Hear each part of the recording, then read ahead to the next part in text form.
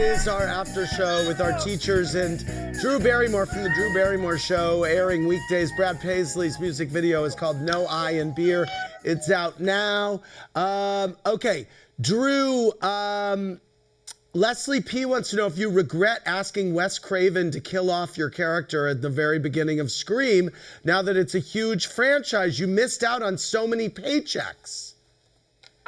You know what? Honestly, it was a win-win situation. And I loved getting to do what I did. And I'm so glad the film went on to have so many franchise successes.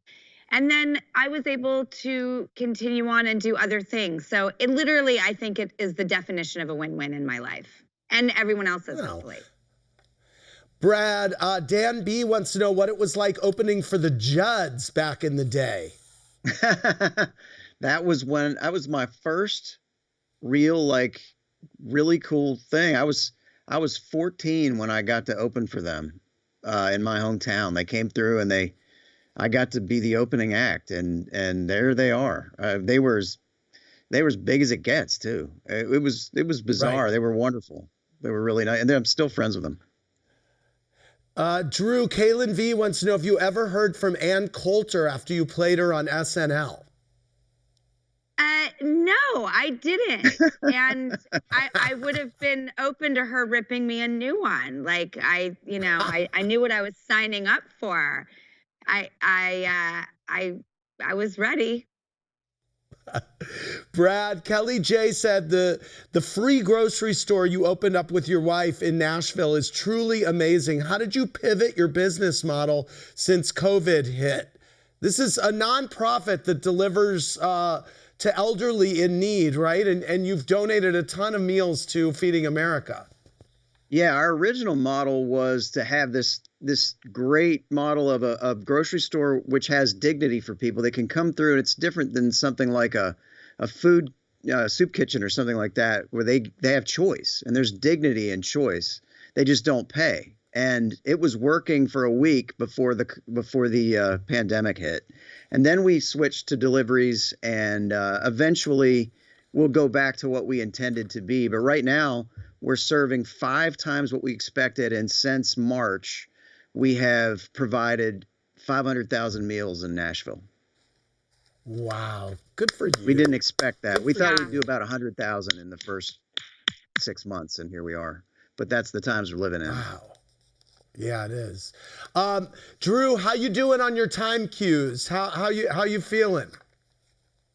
Okay, so Andy and I did this art of the interview. We had this amazing electric conversation. Andy was kind enough to come and talk to me before we launched, and you can see it online. And it's better. It's so much better. Not doing well right now, but better. No, you're good. You're good. You're good.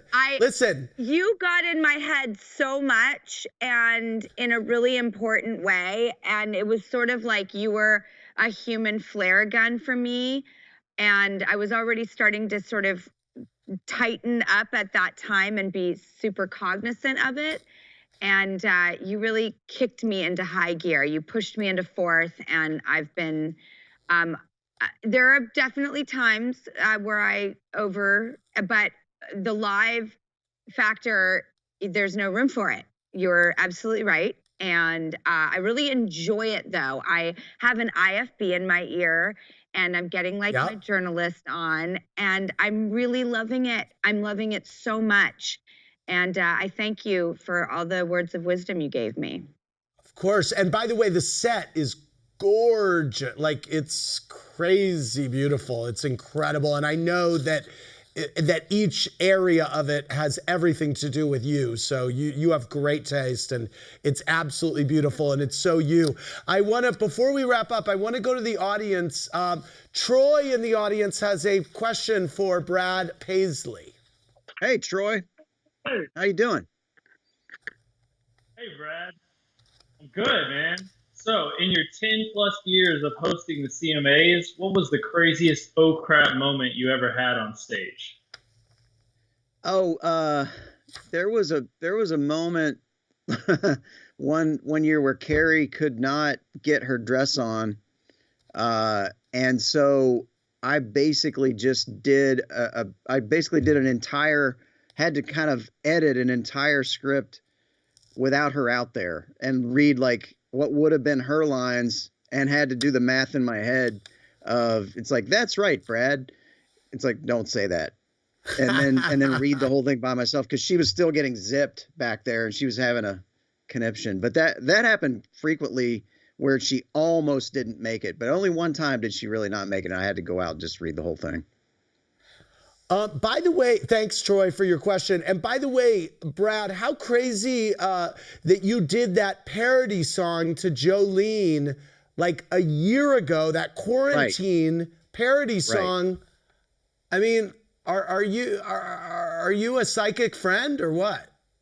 No, we did it. You know, when we did it, it was for what was it for? It was for either swine flu or no, it was Ebola. It was like Ebola. Yeah, it was Ebola. Yeah. And we did we had words for that. Where it's quarantine, quarantine, quarantine, quarantine. And we had like a whole thing, and then Carrie actually reposted that when this all began. Like, this still works.